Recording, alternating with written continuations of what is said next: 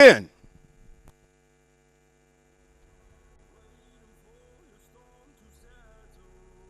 There's the handshake.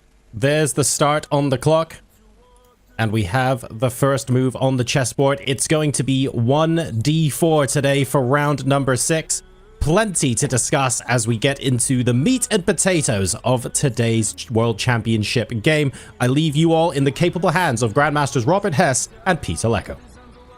Thank you so much, John. And Peter, I was going to ask the question, but Ding answered it before the words could leave my mouth. Will we see a London system? Because that's what Ding trotted out in Game 6 of his match against Jan Nepomniachtchi, a game he won to tie that match. He's already tied heading into Game 6 here with the white pieces. So, Peter, are you surprised that history repeated itself a little bit here? Well, in this regard, yes. Yeah, that's exactly the very same opening in the 6th game, in the very same game.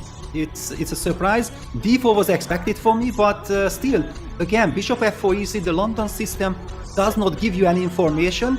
It seems to me like Team Ding is not interested. I don't want to figure out Gukesh's opening choice because I don't want to fight against his extreme preparation. I believe that Gukesh in all the sharp lines will be superbly prepared.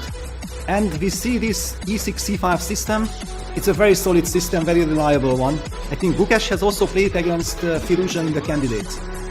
Well, the jacket's coming off, Peter. We're in for a fight. And there is a big difference. The game I mentioned from the previous World Championship is Jan Nepomniachtchi's bishop did not sit behind the e6 pawn. In that game, he played an early c5 without playing e6, so that bishop was able to escape these structures. Instead, the bishop remained unsaved, which actually is quite a safe approach. And now with Ding, he is settling into this game. He is spending...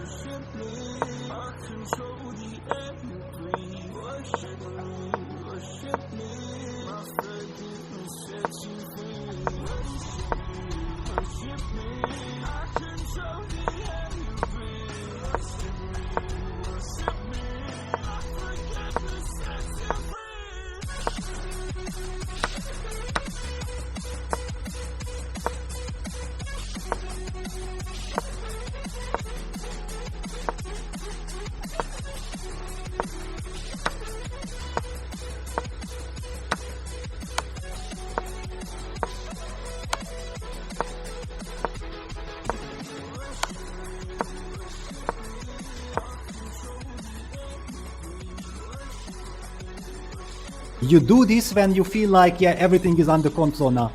And King g7 on the board. Ding has also kind of anticipated the move King g7, otherwise you don't blitz out Rook g2. But please, you highlighted already, told about this checkmate. Please put it on the board after Rook g2 check King h6. I think our viewers would really like to see that, why you cannot get active with the king. I'm showing it right now on the board. This has not happened, but I'm just trying to show you why the king can't go forward as you might want to, because Rook f6 check, and then Rook g5 checkmate. So this is not the live position. Of course, there's not going to be a walk into checkmate, but that's why the king is forced back to the corner. So, as we do look at this moment here, Peter, white can force this draw, Rook g2 check, Rook back to e2, but is there a possibility that it's now Ding who says no 3-time repetition for you? Can he push his c-pawn and start trying to use that as a weapon?